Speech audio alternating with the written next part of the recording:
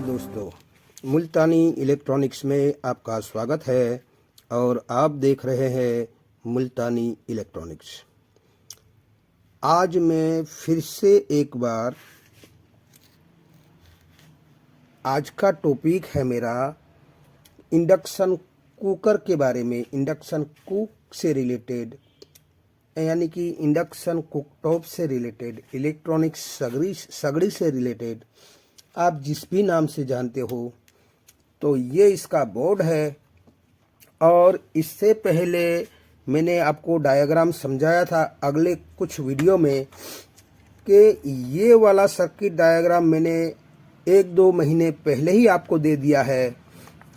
अब मैंने फिर से एक नया डायग्राम बनाया है जो इसी बोर्ड से रिलेटेड है।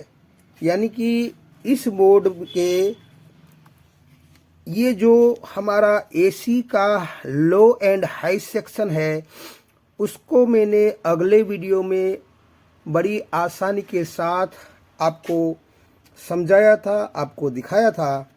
और उसमें ज़्यादा से ज़्यादा फॉल्ट आने वाला ये डिवाइडर सर्किट के जो हाई वैल्यू के रजिस्टर है 1, 2, 3, 4, 5, ये पांचों रजिस्टर जो जिसमें ज़्यादा हाई वैल्यू का है वो ज़्यादा से ज़्यादा ख़राब होता है, जिसे हमें E1 का एरर और E2 का एरर देखने को मिलता है। मैंने अगले वीडियो में आपको बड़ी अच्छी तरीके से समझाया है।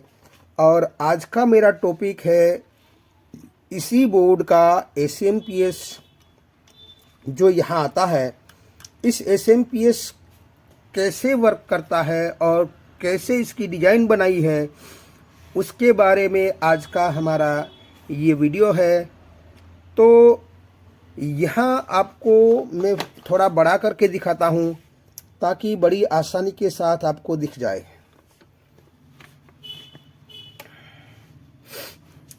तो यहाँ से आप समझना होगा कि ये मैंने अगले वीडियो में आपको दिखाया था कि एसी में से 2 डायोड निकलकर यहाँ पर डीसी बनता है, और कैसे डीसी बनता है वो भी मैंने आपको समझाया था।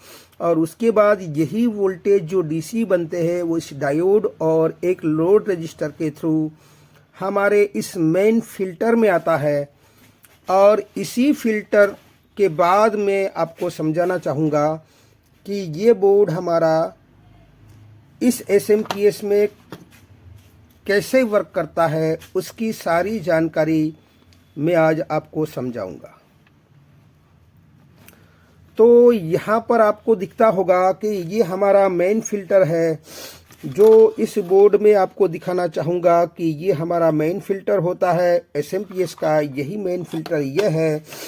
और उसमें एक 1021 kV का रजिस्टर है, 100K का रजिस्टर है, और 102 का PF है, और एक रेक्टिफायर डायोड लगाया गया है FR107 करके।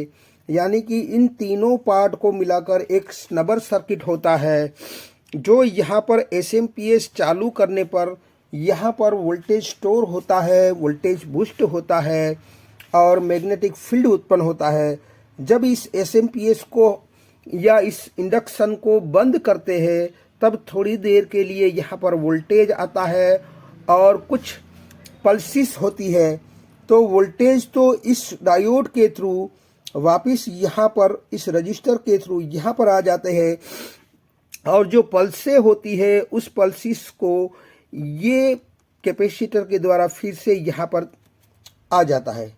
ये स्नबर सर्किट अगर ख़राब हो जाए तो हमारी आईसी, जो ये हमारी PWM आईसी होती है, वो बार बार ख़राब हो जाती है, क्योंकि ये पल्स से और ये वोल्टेज यहाँ आगे फिर से यहाँ पर न भेजा जाए और यहीं पड़ा रहेगा, तो ये पल्स से इस आईसी को ख़राब कर देती है।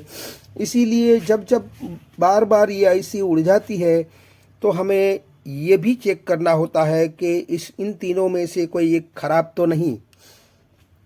फिलहाल यहाँ हमें 300 या 350 वोल्ट हमें प्रेजेंट मिलते हैं, और यही वोल्टेज सबसे पहले यहाँ इस एसएम ट्रांसफॉर्मर की प्राइमरी वाइंडिंग में जाता है किसी एक वाइंडिंग में, और उसी वाइंडिंग का बिल्कुल सामने वाला जो सिरा होता है वो हमारा ड्रेन पॉइंट कहो या कलेक्टर पॉइंट कहो या स्विच पॉइंट कहो या ऑन ऑफ पॉइंट कहो, आप जिस भी नाम से जानते हो। तो फिलहाल ये हमारा मान लीजिए कि ड्रेन है। तो इस आईसी जिसका नंबर DK106 है, जिसकी 5 number pin, 6 number pin, 7 number pin और 8 नंबर पिन चारों को मिला दिया गया है और उसे ड्रेन पॉइंट बनाया गया है। यानी कि ये ट्रांसफॉर्मर का सामने वाला सिरा वहाँ पर दिया जाता है।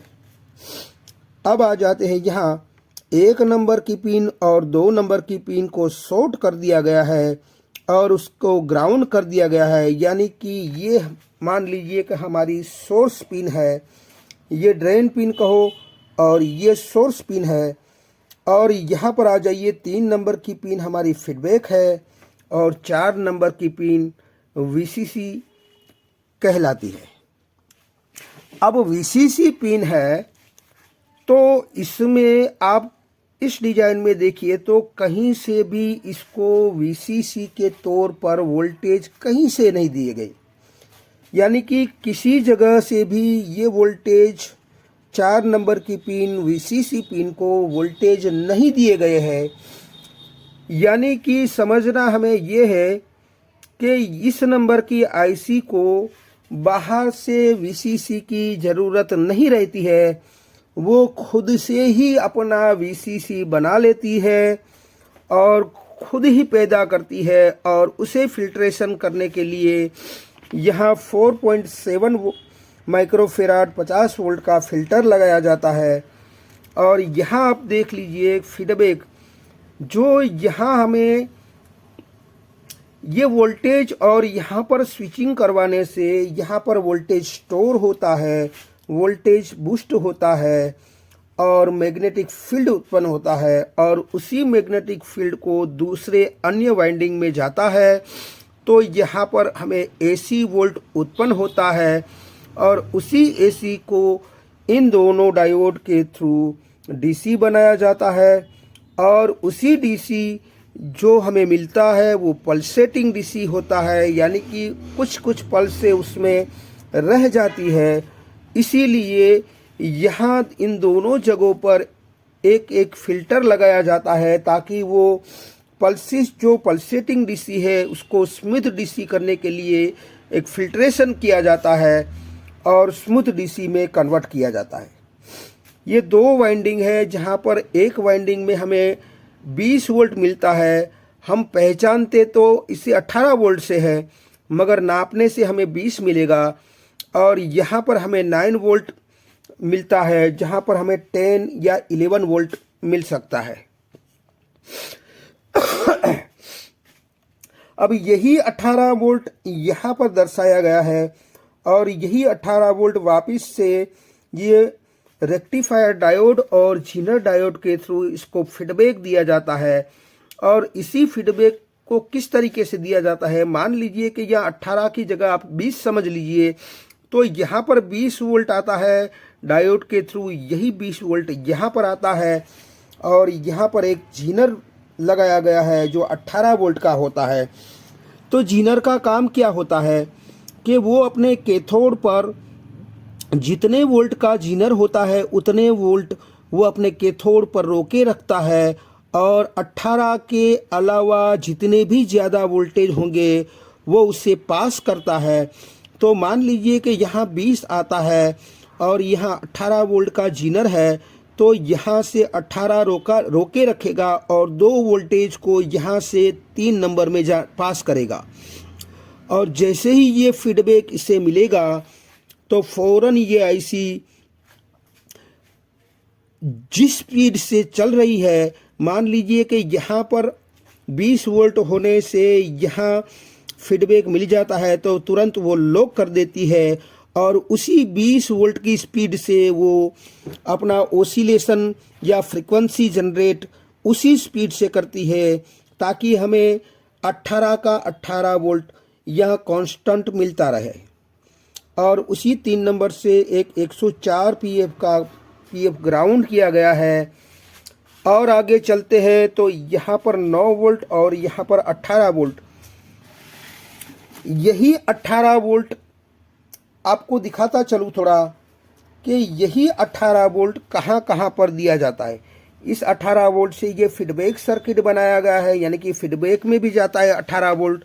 और इसी डायग्राम के मुताबिक आप यहाँ पर देखिए कि ये 18 वोल्ट है, जो हमारे गेट ड्राइवर सेक्शन जो होता है, जो छोटे छोटे 3 ट्रांजिस्टर होते हैं, 80-50 के 2 और 85-50 का 1, ये ड्राइवर सेक्शन होता है, गेट ड्राइव सेक्शन। उसको 18 वोल्ट की सप्लाई में से वीसीसी प्रोवाइड किया जाता है। तो यही 18 वोल्ट यहाँ भी दिए जाते हैं, और यही 18 वोल्ट दूसरी एक जगह भी दिया जाता है। वो मैं आपको दिखाता हूँ कि यही 18 वोल्ट हमारे फ़ैन को भी दिया जाता है, यानी कि ये हमारा फ़ैन है, फ़ैन को भी 18 वोल्ट दिया जाता है। अब ये 9 वोल्ट क्यों बनाया गया है उसके बारे में भी थोड़ी हम समझ लें।